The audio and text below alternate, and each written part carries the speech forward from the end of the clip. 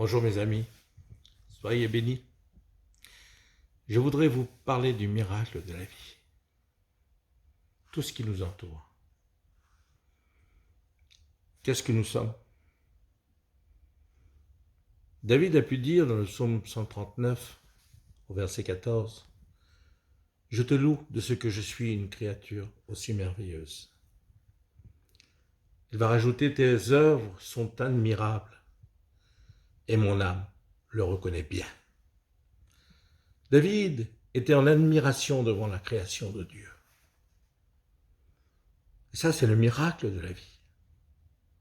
Mais moi aussi, je suis en admiration. Et toi, n'es-tu pas en admiration devant la création de Dieu? En fait, tout le monde, les scientifiques aussi.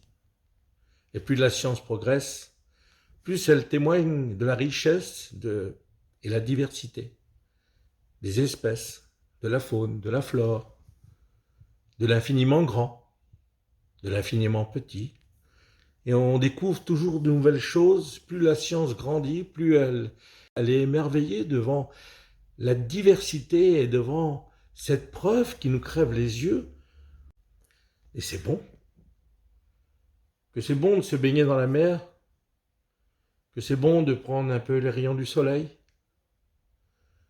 que c'est bon de voir un fruit et de le manger. Il est beau, il est bon. Que c'est beau de voir la voûte étoilée, une nuit, on voit toutes ces étoiles qui brillent de mille feux.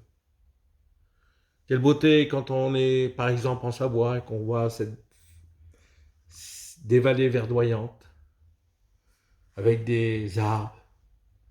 On voit au loin les montagnes, on voit des collines, on voit des ruisseaux.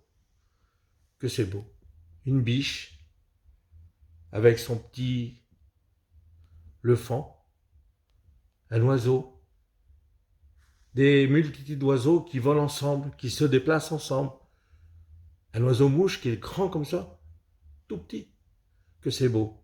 Des mille couleurs, des fleurs, un jardin, une rose.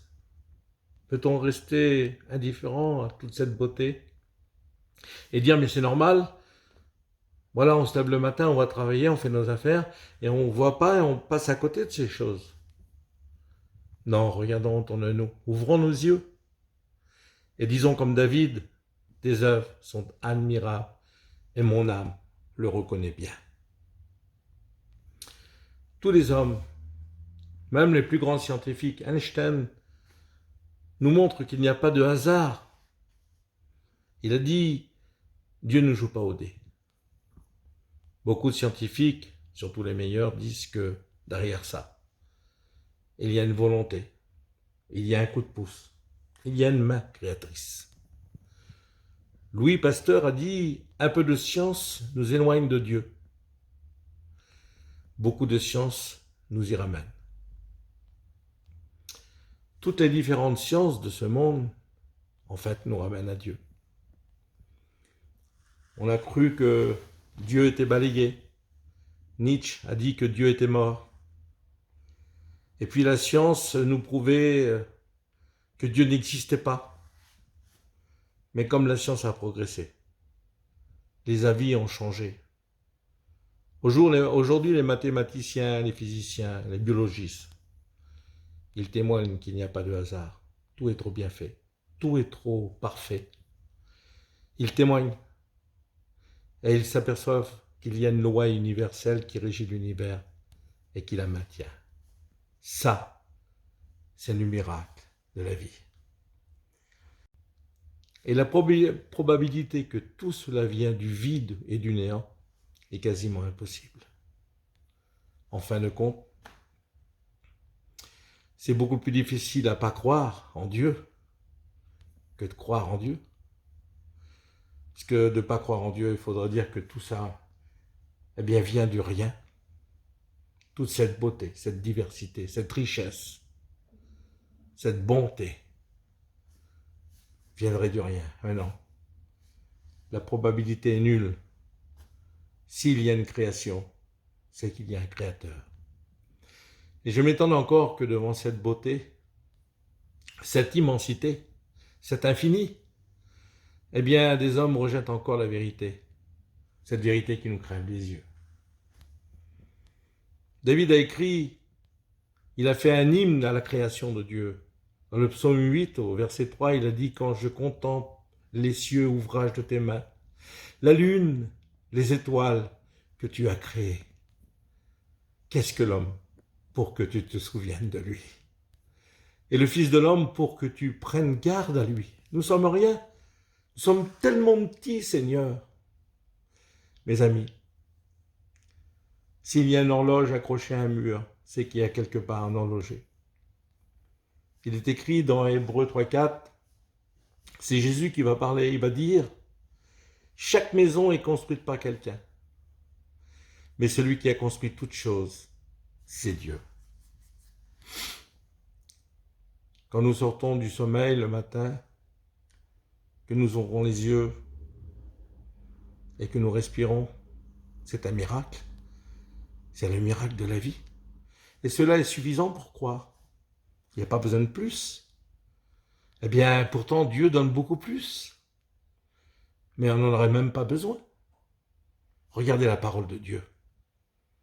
Elle a été écrite il y a des centaines et des centaines d'années et elle annonce des choses qui arrivent aujourd'hui. Il y a combien de prophéties qui sont accomplies? Mais je ne vous parle pas de ça. Il y a combien de miracles dans notre peuple que Dieu a opéré? Des personnes qui étaient malades et qui ont été guéries. Il y a eu même des morts ressuscités. Il y a des personnes qui ont reçu des dons spirituels, des dons de prophétie. Aujourd'hui, nous avons des personnes qui étaient carrément illettrées. Et puis, aujourd'hui, ce sont des grands prédicateurs. Paillon, lui, avait appris à lire sur une carte grise. Et franchement, aujourd'hui, surtout dans notre peuple, que cette parole est répandue.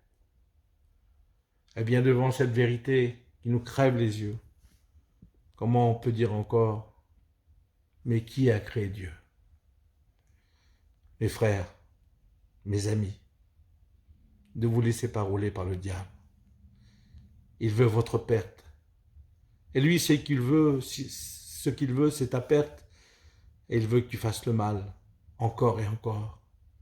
Il veut que tu sois un voleur, il veut que tu sois un menteur, il veut que tu sois un tricheur. Il veut ta perte.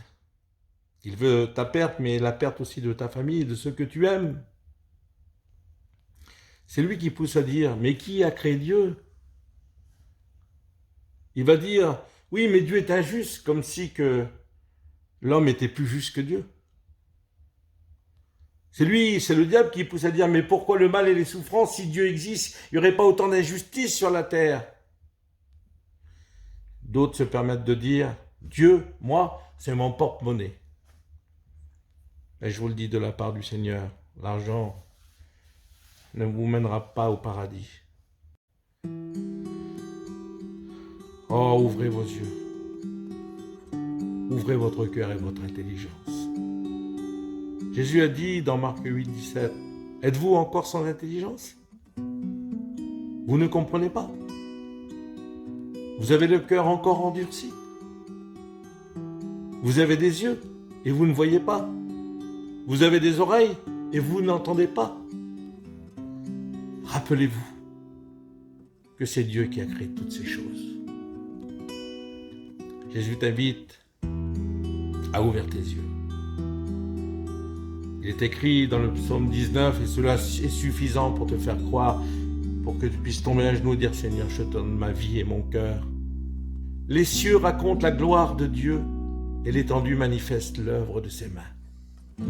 Oh mon ami, au nom du Seigneur, je t'en supplie de tout mon cœur, ouvre tes yeux.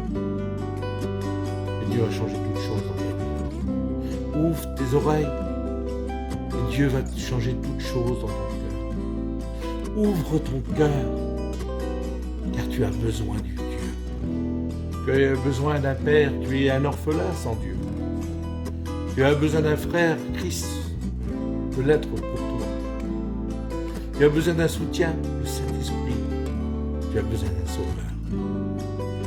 Oh, tu peux bâtir ta vie sans Dieu, tu peux vivre sans Dieu, mais tu mouriras sans Dieu, loin de Dieu pour l'éternité dans les souffrances éternelles. Et tu as besoin d'un sauveur. Tu as besoin d'être heureux. Tu as besoin que tes problèmes s'arrangent. Il est écrit, c'est Jésus qui va le dire, c'est un appel, c'est un enseignement. Jésus va dire dans Luc 19:10, le Fils de l'homme est venu chercher et sauver celui qui était perdu. Ne bâtis pas ta maison sur le sable du monde, mais bâtisse ta maison sur le roc.